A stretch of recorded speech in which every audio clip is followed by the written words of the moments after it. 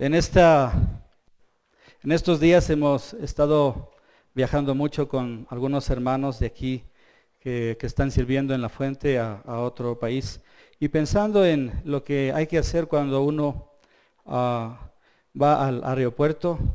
He escogido esto un poco para ejemplificar lo que pasa en nuestro corazón cuando estamos justo a punto de tomar un nuevo avión.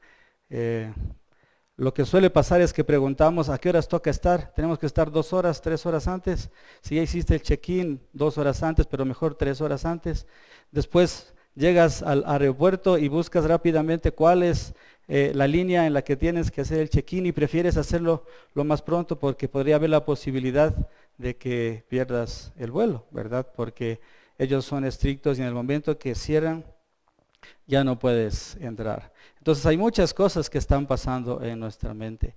Y cuando regresaba en el último viaje y estaba en México a la 1 de la mañana, no sabía dónde estaban mis maletas. Me habían dicho que tenía que retirar las maletas en una línea y tenía que estar averiguando por todo. Estaba procurando encontrar esas maletas y estaba procurando hacerlo lo más pronto, porque si no, después perdía la siguiente conexión. Y cuando ya salimos después de que revisaron las maletas otra vez, no sabía qué hacer, estaba un poco desorientado en ese aeropuerto y encontré a alguien que parecía muy parecido a ecuatoriano y le dije, oye, ¿tú eres ecuatoriano? Y me dijo, sí.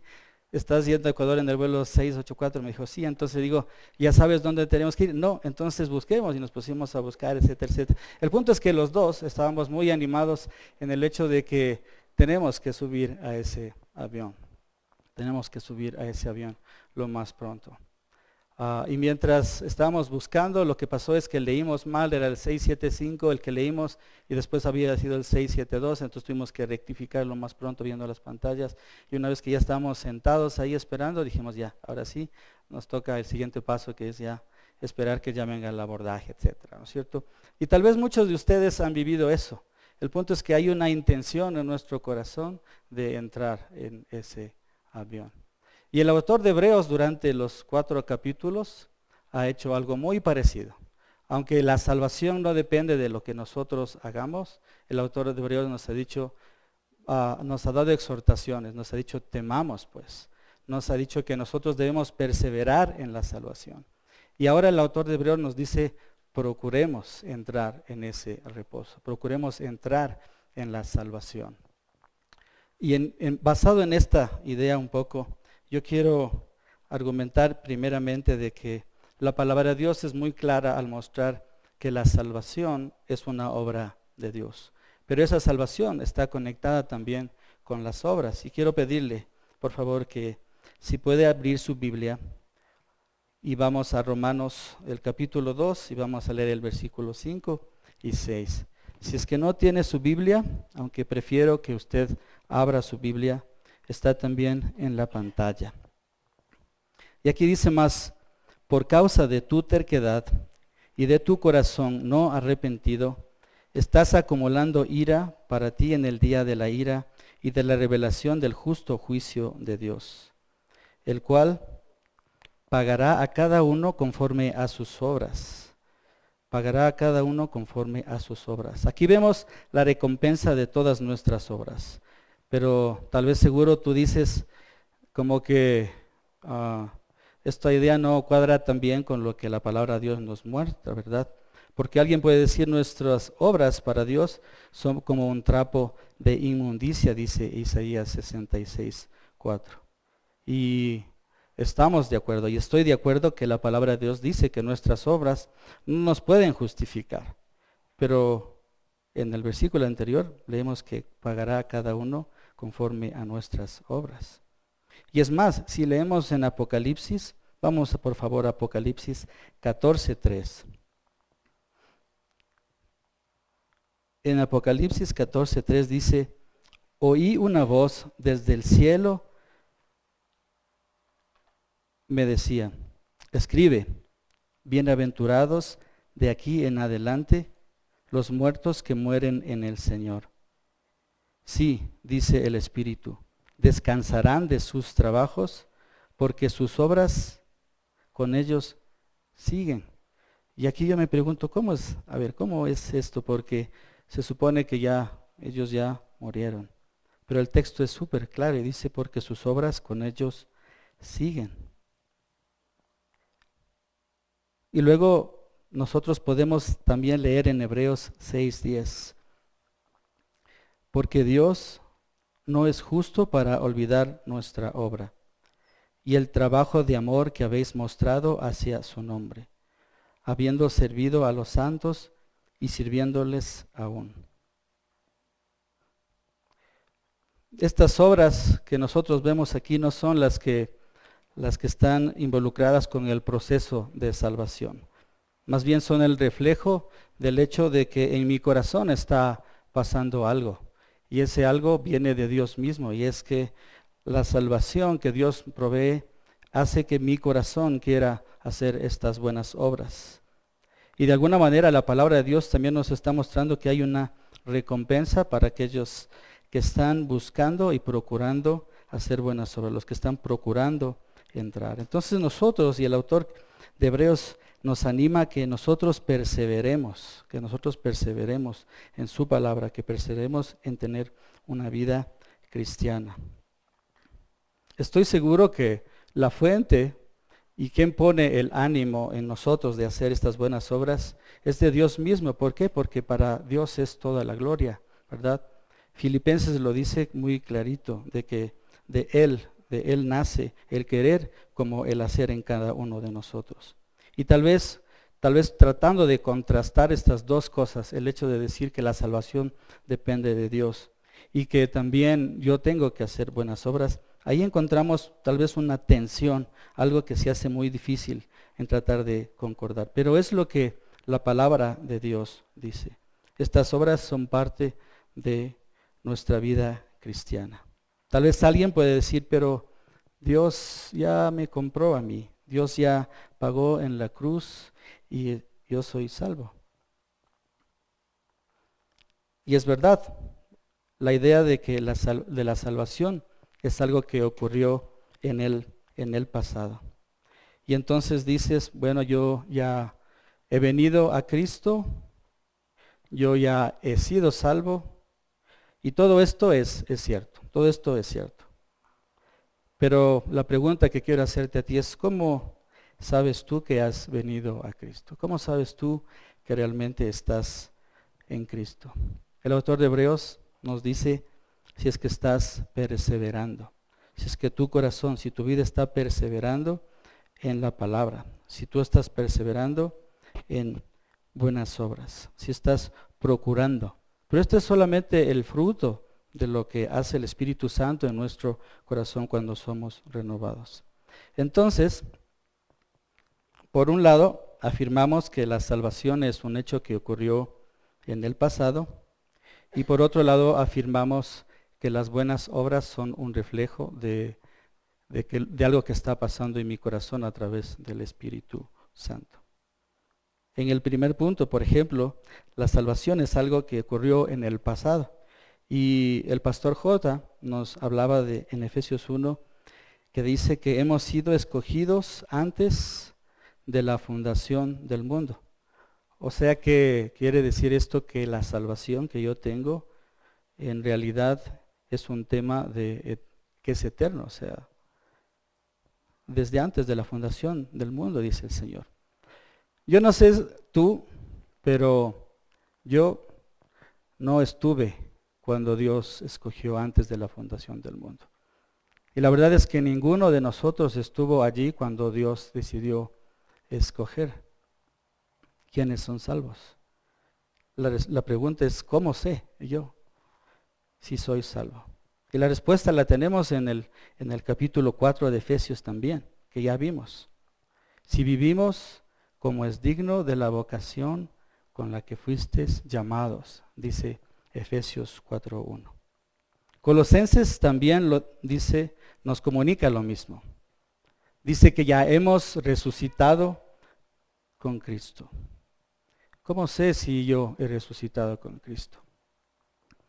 Luego continúa y dice, si estás buscando las cosas de arriba, las cosas que es el lugar donde supuestamente ahora ya vives. Si es que estoy buscando las cosas de arriba. La palabra de Dios nos habla constantemente de esto. Esta es una realidad que la palabra nos muestra. Aunque nuestra salvación ya ha sido comprada, ya es garantizada para los que son cristianos genuinos, esto es una verdad que la palabra nos muestra todo el tiempo. Y la forma de saber es si es que estamos procurando entrar en ese reposo del que habla Hebreos. Me gustaría que por favor me acompañe en Romanos 13. Vamos a leer desde el versículo 11 al 14.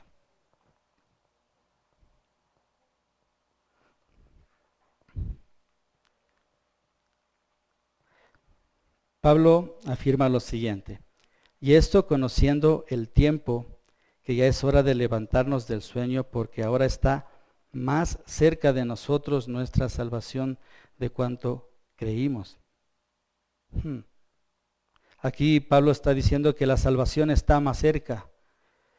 Esto quiere decir de que cuando recién él tuvo su conversión estaba más lejos.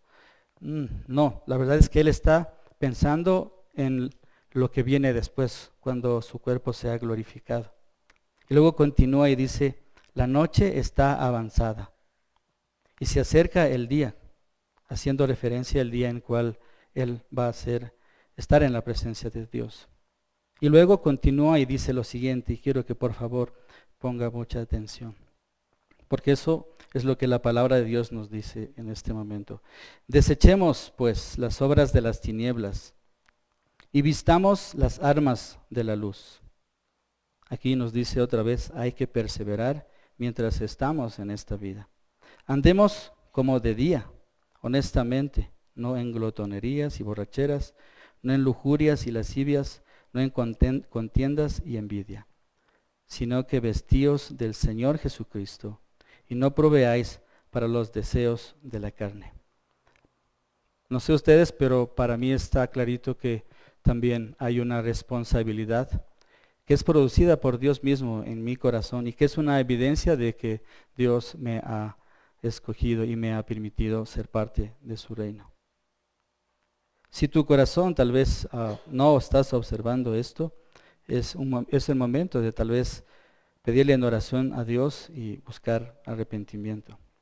Si no hay evidencia de esta salvación, de esta garantía, si el fruto no está en tu vida, es porque no tienes la salvación.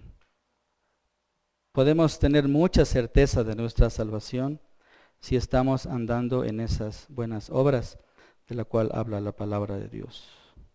Y todas estas buenas obras, la palabra de Dios dice que las preparó de antemano. Es decir, si estamos desechando las obras de las tinieblas y estamos buscando las obras de la luz,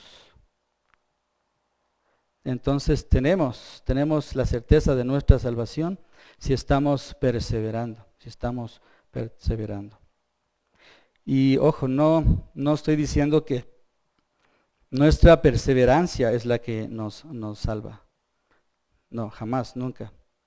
Dios salva y Dios preserva. Eso es lo que dice la palabra de Dios. El punto es que tenemos la responsabilidad de perseverar. Y la única forma de saber si es que yo he sido salvo desde mi perspectiva como humano es si yo estoy perseverando. Por eso el autor quiere asegurarse y nos ha dicho, temamos pues. Nos ha dicho, hay que perseverar. Y hoy nos dice, procuremos pues entrar. Y cuando nos anima a que nosotros procuremos entrar, él utiliza algo que es muy conocido por nosotros, el versículo 12, donde la palabra de Dios es tomada como algo que está viviente, que es viva y eficaz. Y ya vamos a ver un poquito más adelante. Entonces en esta tarde vamos a ver 3 puntos relacionados con nuestra perseveración.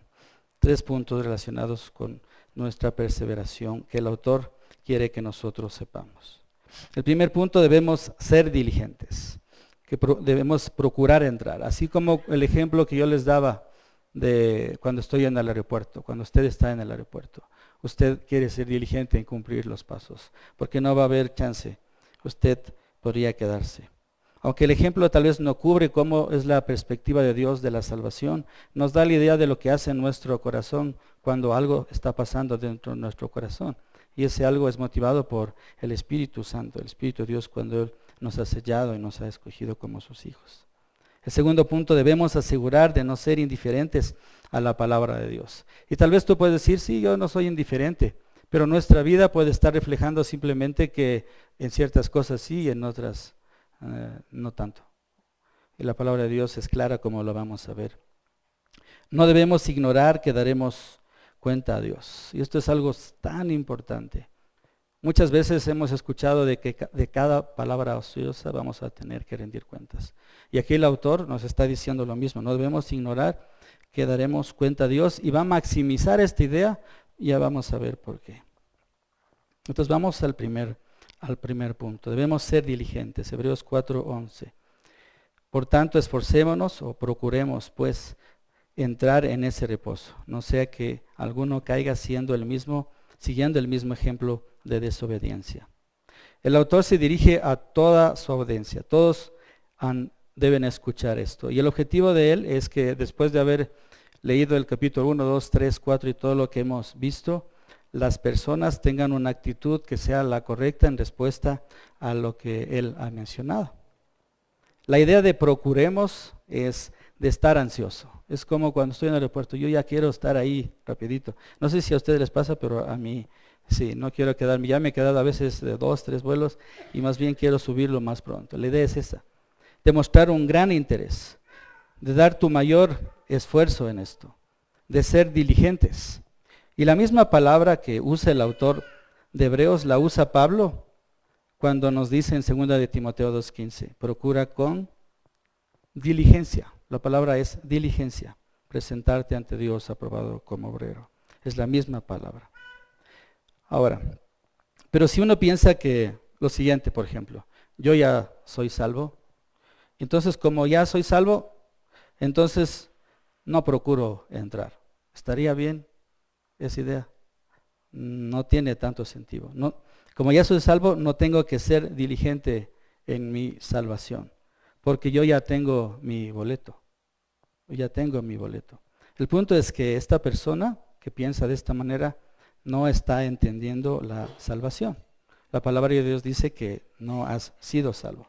Si no estás procurando entrar en aquel reposo, esto es una evidencia de que no eres salvo ahora y no entrarás en el reposo de Dios, a menos de que haya arrepentimiento real. El apóstol Pedro nos dice lo mismo. Y por favor acompáñenme en 2 de Pedro, el capítulo 1, y vamos a leer el versículo 10 y 11.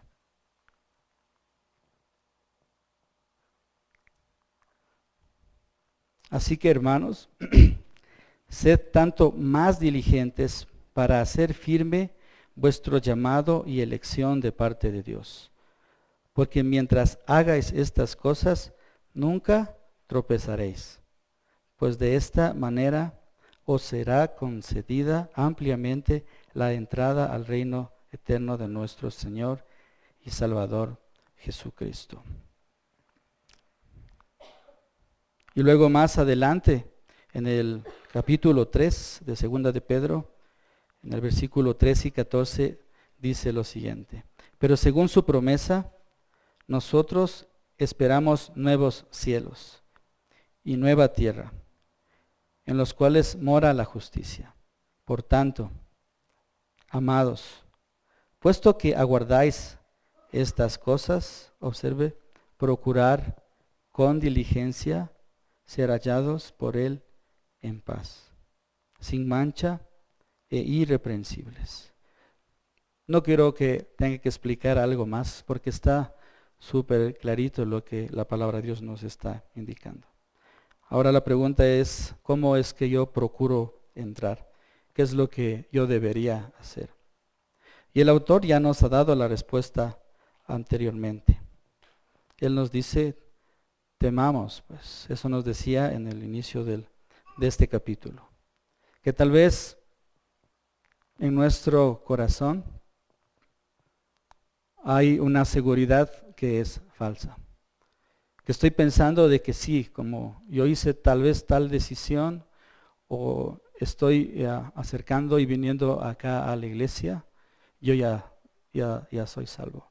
Pero el autor dice no, temamos, porque tal vez yo no le estoy creyendo a Dios completamente. Recordemos que el ejemplo que pone ahí es del pueblo de Israel, que viendo todos los milagros, viendo cómo Dios estaba cuidándolos del faraón y de todo su ejército. Dios los estaba alimentando. Sin embargo, ellos alguna vez se renegaron contra Dios y dijeron que preferían estar, tal vez, estaban mejor en el desierto. De tal manera que no confiaron en la promesa de Dios de llevarlos a la tierra prometida. El autor nos dice que nosotros debemos buscar estar seguros. Y la forma de saberlo es que yo estoy perseverando. Y la palabra de Dios nos habla constantemente de eso.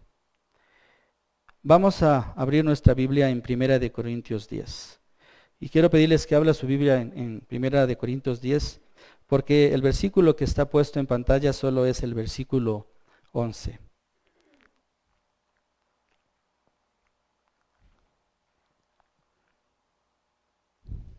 El apóstol Pablo se toma 10 versículos, mejor dicho 11 versículos, para recordarles lo mismo que acabé de decir.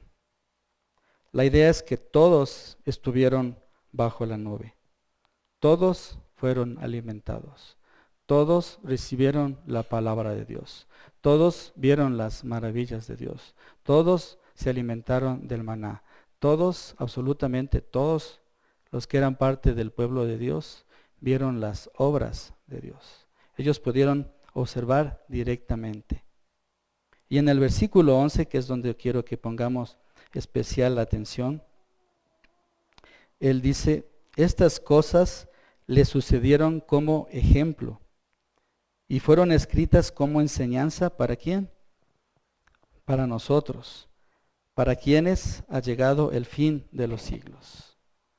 Pablo sabía que después de su primera venida de Cristo, había que esperar su segunda venida. Y por eso dice, para quienes ha llegado el fin de los siglos. Por tanto, y aquí viene la advertencia que está muy parecida a la que el autor de Hebreos nos quiere dar.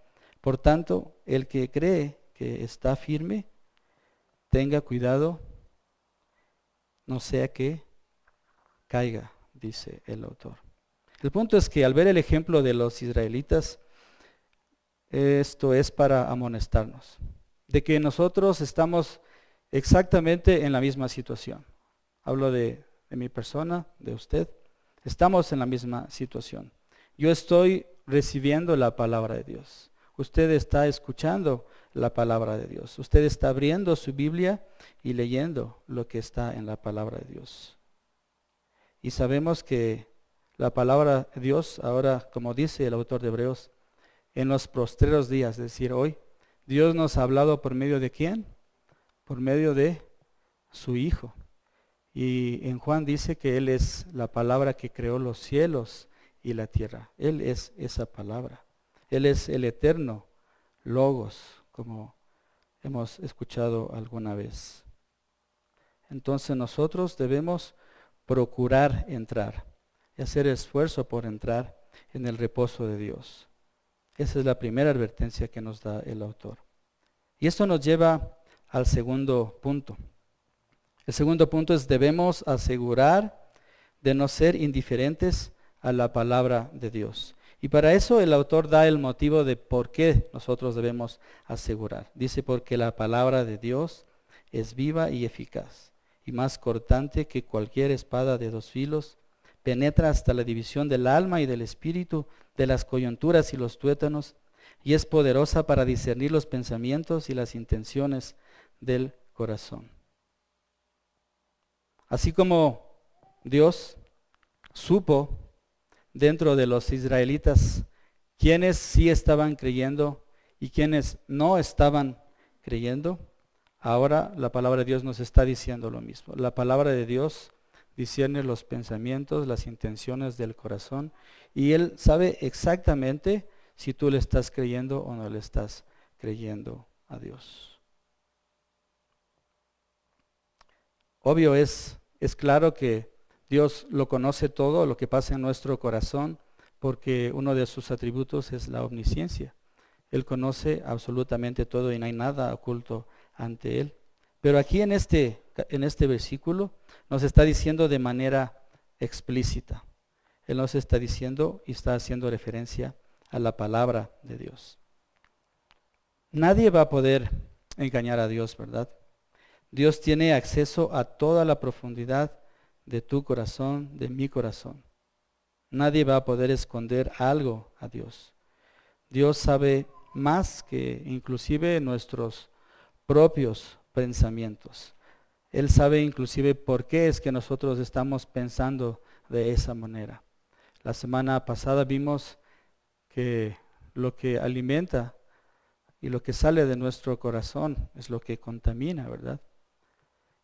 El Señor sabe inclusive esos motivos que a nosotros ni siquiera a veces lo entendemos. Yo puedo engañar, usted puede engañar a cualquier persona. Puedo engañarme a mí mismo inclusive, creyendo de que soy salvo, es lo que el autor dice. Puedo engañar a mis papás, puedo engañar a mi esposa, puedo engañar a mi esposo, hablando de las mujeres, a los pastores, puedo engañar a cualquier persona que existe sobre la tierra. Pero la pregunta es, ¿le puedo engañar a Dios según lo que dice el texto? ¿A quien que sabe todo y lo ve todo? Estaba pensando un poco respecto a la profesión que yo tengo y leía una noticia de que hay un nuevo avance con la computación cuántica y todos están asombrados porque los algoritmos que se utilizan actualmente para proteger la información, la información que viaja cuando tú te conectas a un banco va encriptada y en teoría los algoritmos actuales indican que para que una persona que ha capturado esa información logre decriptarla debería vivir 100 años. Entonces para nosotros hay seguridad de que esa información viaje encriptada. Pero con este nuevo avance, la información que viaje encriptada va a ser decriptada en 3 segundos. Y entonces me asusto. Pero cuando pienso en lo que Dios ve, yo digo, esa información que viaja encriptada, en la eternidad pasada Dios ya la sabía. No ni siquiera sabe cuál es el algoritmo. O sea, nuestro Dios es tan grande y nosotros nos hace ver de cómo es Dios y cómo Dios puede ver, cómo es como Dios ve. Y entremos ahora sí al versículo. El versículo dice que la palabra de Dios es viva y eficaz. Y aquí quiero hacer un paréntesis. Muchas veces yo inclusive me alegraba muchísimo de que la palabra de Dios sea viva y eficaz. Y decía, sí hermano, la palabra de Dios es viva y eficaz y va a hacer la obra en tu vida. Y todo lo que tú estás viviendo va a ser transformado porque la palabra de Dios es viva y eficaz. Y realmente, si tal vez tú estás pensando de la misma manera, aunque en cierto sentido es verdad, dentro del contexto que nosotros estamos viendo aquí, eso no tiene nada que ver. Porque más bien el escenario donde está el autor explicando de que la palabra de Dios es viva y eficaz, es un escenario de miedo, de terror. Porque está hablando de que nosotros vamos a rendir cuentas ¿a quién? A Dios. Y ese Dios lo puede ver todo, ¿verdad? Entonces, si había una concepción muy optimista de este texto, una concepción linda del texto, yo quiero amonestarte para que lo pongas en el contexto. ¿Qué es la palabra de Dios? El logo de Dios. En el contexto el autor dice que todos hemos escuchado la palabra, eso lo dice en Hebreos 4:2. que todos hemos escuchado la promesa de entrar en el reposo. Entonces, ¿por qué debo procurar entrar? Es porque la palabra que entró por nuestros oídos, la palabra que yo he escuchado, esta palabra es eficaz, va a cumplir su propósito, esta palabra tiene vida. Entonces la pregunta que yo me hago y que tal vez usted debe hacerse, ¿qué es lo que hace esta palabra viva en mí? ¿Qué es lo que hace esta palabra viva en nosotros? Y el texto nos da esa respuesta. Dice, según el contexto, va a discernir, va a saber la respuesta si tú estás creyéndole a Dios o no le estás creyendo a Dios. Recordemos, en el versículo anterior decía que ellos no podían entrar, ¿por qué? Por falta de creerle a Dios, por la incredulidad, por falta de fe, ¿verdad? Y la palabra de Dios, como el autor lo está catalogando, puede discernir si es que yo estoy creyéndole a Él o no le estoy creyendo. Yo no puedo saber, así como cualquier persona no puede saber si es que tú le estás creyendo. Yo no puedo saber si tú le estás creyendo a Dios. Yo no puedo discernir eso. Tal vez hay pistas que me permiten saber y que tal vez puedo ver que la palabra de Dios está obrando en ti. Pero no puedo saber por completo si tú le estás creyendo a Dios. Pero su palabra sí lo puede hacer. Y no sé si tal vez tú estás diciendo que lo que estoy diciendo es está fuera de foco o es exagerado. Pero eso es lo que dice la palabra de Dios, que puede discernir. La palabra de Dios lo puede hacer. Luego dice que la palabra de Dios penetra hasta lo más profundo de nuestro ser. Dice que es más cortante que toda espada de dos filos. Eso dice el texto. Y aquí quería estudiar un poco más a qué se refiere esa espada, porque me imagino a la espada de un samurái ahí que corta cualquier cosa. Pero la palabra espada que se usa aquí en el texto no tiene nada que ver con esa espada que tal vez se nos pone en nuestra mente. Quiero citar la definición que encontré en un libro que habla de los términos y usos de los primeros siglos. Dice, este es un arma cortante o de empuje que tiene una hoja larga metálica y una empuñadura con protección para las manos. Y el tamaño es desde un puñal al de una espada corta. Entonces es digamos nosotros en nuestro contexto es un cuchillito, algo bien chiquito.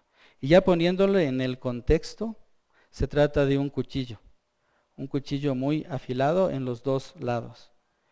El punto es que este tipo de herramienta era usada ¿por quiénes? Por los sacerdotes. ¿Para qué usaban este tipo de espada?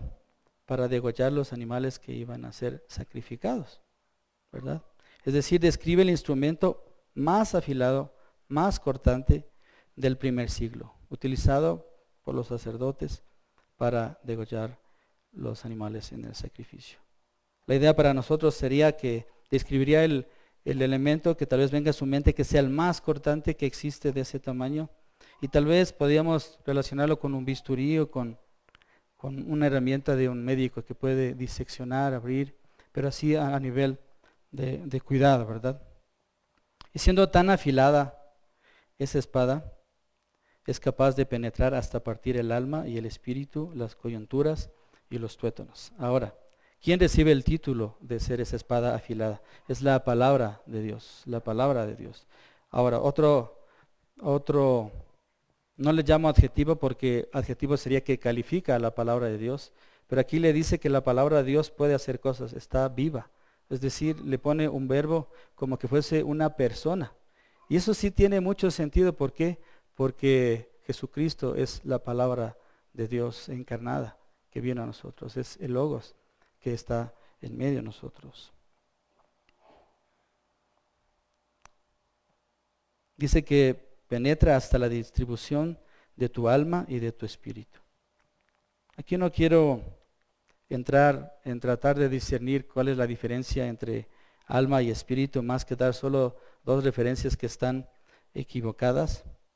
Pero algunas personas han tratado de definir eso y han dado ideas, y más bien lo que ha pasado es que han creado ideas que son raras y que están alejadas de lo que la palabra de Dios dice. El punto, antes de entrar a las otras cosas que les mencioné, es que la palabra de Dios, para la palabra de Dios está claro que tiene el poder de atravesar hasta llegar a lo más profundo de nuestro ser. De esa manera lo podríamos entender. Es decir, penetra hasta partir lo más profundo de lo inmaterial, tu alma y tu espíritu, y también de lo material, es decir, tu cuerpo, hasta las coyunturas, dice. Es decir, lo que une los huesos, las articulaciones, y los tuétanos, la médula. Es decir, que la palabra de Dios puede inclusive llegar hasta dentro de tus huesos. Y de manera rápida nada más, solo comentar las ideas que se han generado y que han tratado algunas personas de explicar. Estos términos y tal vez la traducción que tenemos de alma tienen una gran carga filosófica de la antigua Grecia. Ellos pensaban, los griegos pensaban que el alma estaba atrapada en el cuerpo, como que estuviese dentro de una vasija, y que era la parte inmaterial de la persona, y que estaba como embotellada, y que cuando la persona moría, el alma era liberada como libre. Eso no es lo que la palabra de Dios nos comunica. Algunos piensan que el alma es la sede donde residen nuestras emociones, donde están nuestros pensamientos, lo que aprendemos, etcétera, etcétera. Y que es el espíritu el que se comunica con Dios. Alguna vez me enseñaron así, pero tampoco es lo que la palabra de Dios dice. Estas definiciones no encontramos en la Escritura. La Biblia usa los dos términos, alma y espíritu, de forma intercambiable. A veces dice que nuestra alma va con Dios, a veces dice que nuestro espíritu va con Dios, pero no hay una explicación. Lo que nosotros deberíamos tener es la idea de que esta palabra de Dios puede atravesar lo más profundo de nuestro ser, que Él puede discernir.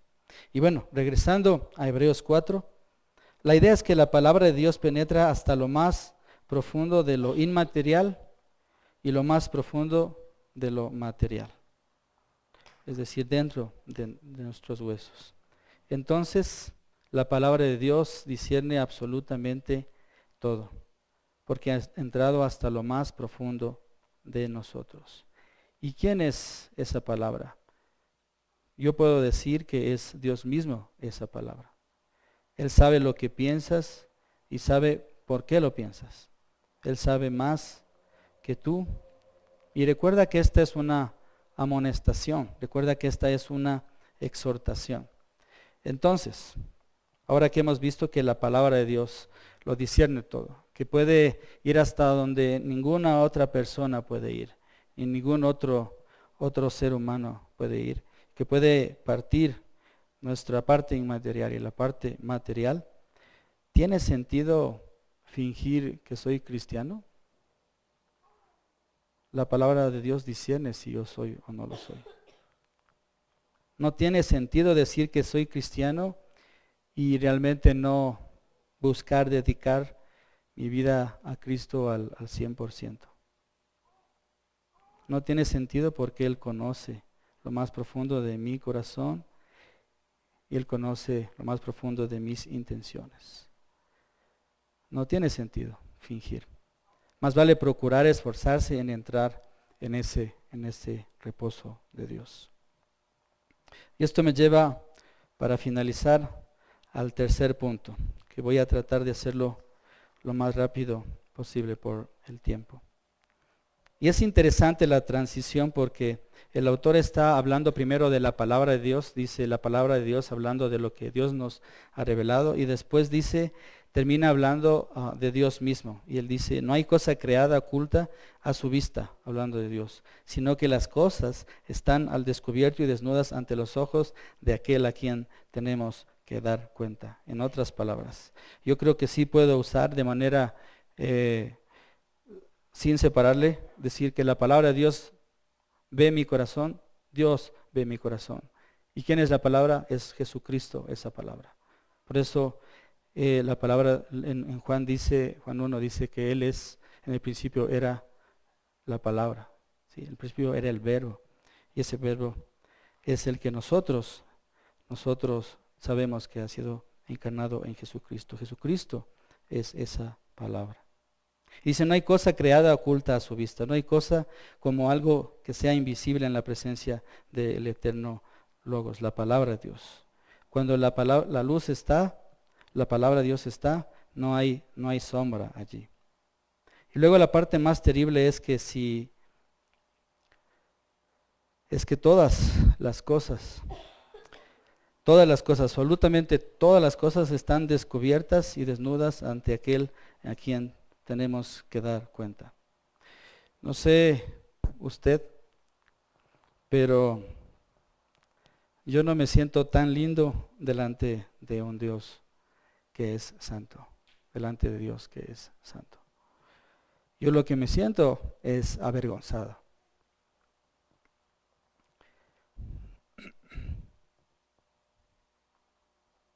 Y Él va a exponer todas las cosas, desde mi niñez hasta el día de hoy. Y tal vez en mi pasado hice cosas que no le agradaron a Dios y le ofendieron a Dios. Y Dios me va a tomar cuenta por eso. Porque Él dice que todas las cosas están visibles. No hay nada que esté encubierto ante Él.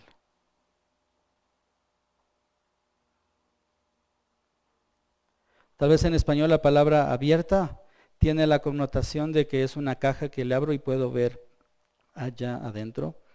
Pero en el original va un poco más allá y quiero compartirles, según el contexto, un diccionario dice que significa que está manifiesto como si el cuello estuviera echado hacia atrás. Y poniéndolo dentro del contexto, Dios tiene esa espada que es viva y eficaz, esa espada que era usada para los sacerdotes para degollar y poner el cuello atrás de este representante, de este animalito. Parece que va un poco más allá. La idea es que nosotros a veces somos, y casi siempre lo digo, orgullosos, y tal vez pensamos que podemos esconder algo de Dios, o inclusive pensamos que no pasa nada porque Dios me va a perdonar. Pero la palabra de Dios es una espada afilada, una navaja que nos ha desnudado, ha echado nuestro cuello hacia atrás y ahora está esa espada en las manos de quien es el juez justo y omnipotente. ¿Cómo me siento yo? Si es que estoy sentado en una silla ante el juez justo con su espada, que es la palabra de Dios, y que me ha revelado a mí y que puede ver todo. ¿Acaso hay oportunidad para mí en esa situación? Esta es la situación más vulnerable que puede sentir o que puede atravesar o que puede vivir una persona. Él nos está interrogando y tal vez nos dice, Pablo, ¿qué hiciste con mi palabra? Yo te revelé mi palabra. Tú escuchaste mi palabra. ¿Qué hiciste con ella? La palabra de Dios nos muestra tal como somos y nosotros debemos rendir cuenta. Y este es como un juego de palabras. La palabra de Dios es una espada afilada. El eterno Logos es Cristo, Él es esa espada. Y nosotros tenemos que rendir cuentas. En el original, la palabra cuentas es la misma palabra para palabra. Es decir, se podría traducir como nosotros tenemos que dar palabra también. Le pedí a mi hermano permiso para usar sus frases de niño.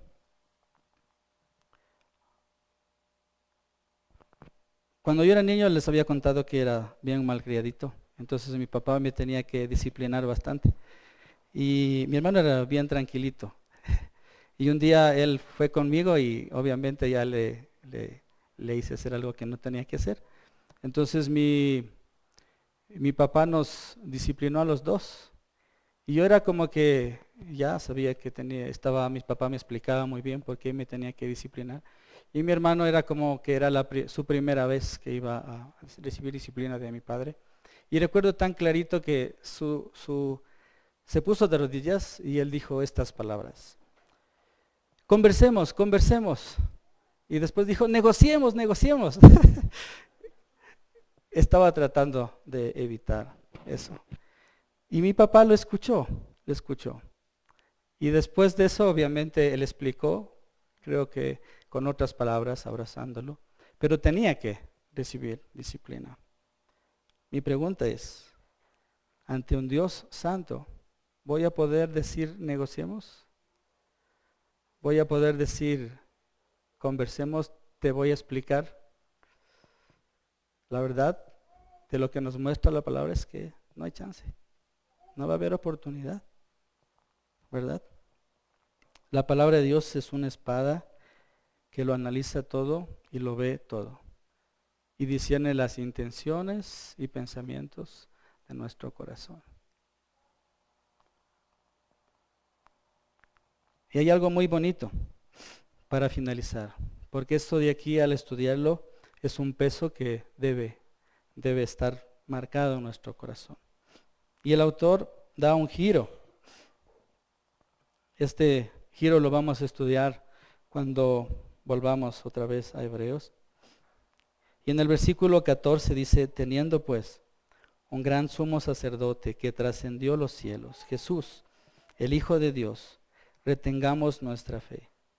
Porque no tenemos un sumo sacerdote que no pueda compadecerse de nuestras flaquezas, sino uno que ha sido tentado en todo, como nosotros, pero sin pecado. Por tanto, y esto es lo hermoso y en lo cual nosotros debemos celebrar todos los días. Acerquémonos con confianza al trono de la gracia, para que recibamos misericordia y hallemos gracia para la ayuda oportuna. Esto a mí me trae bastante alegría saber de que si es que no fuese por Jesucristo, yo estaría en la condición de no poder negociar, ni poder decir conversemos o explicar algo. Simplemente recibo el juicio de Dios que es justo y fin del problema, ¿verdad? Pero al mismo tiempo la palabra de Dios nos anima a que la veamos de esa manera, porque sin importar si tú estás creyéndole a Dios y si eres salvo o si no estás creyéndole a Dios, la palabra es muy clara. Y Él dice que estaremos delante de Él y Él nos va a tomar cuenta. Toda persona va a estar delante de Él y nos va a tomar cuentas. El pastor John MacArthur en su libro de Teología Sistemática resume las obligaciones que nosotros tenemos con la palabra de Dios. Y con esto terminamos. Él dice acerca de la Escritura, tomando versículos de diferentes partes de la Biblia.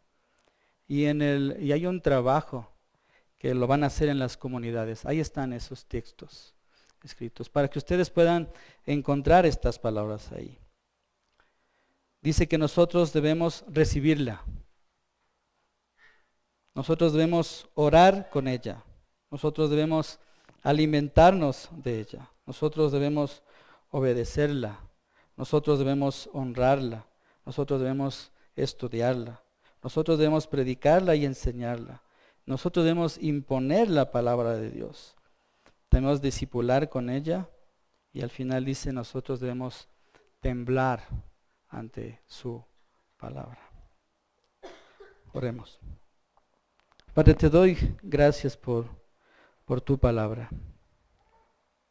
En tu palabra nosotros encontramos promesas para nuestra vida.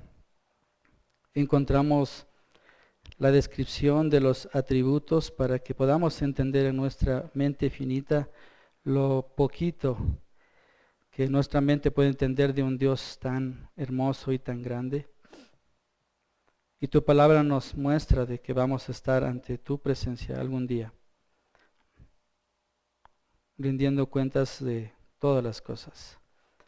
Pero al mismo tiempo nos hace saber de que tenemos un Salvador tan grande, un sacerdote, que es Cristo Jesús. Si nuestro corazón tal vez no está reflejando lo que significa una vida cristiana, ayúdanos a través de tu Santo Espíritu y tu palabra para que nuestro corazón día tras día pueda ir mostrando esas buenas obras que de antemano tú has preparado para cada uno de nosotros. Yo clamo por cada persona que se encuentra en este lugar. Y si es que tal vez hay incredulidad, te pido, Padre, que tú tengas misericordia, de tal manera que su vida pueda ser centrada en tu palabra. Me maravillo por lo que es tu palabra, que es viva y eficaz, que puede ver mi corazón más allá de lo que yo mismo puedo entender. Y te agradezco porque tú lo ves. Y te agradezco porque eso causa temor en mi corazón, de tal manera que cada día quiero volver a tu palabra y vivir obedeciéndote. Te agradezco por tu amor. En Cristo Jesús. Amén.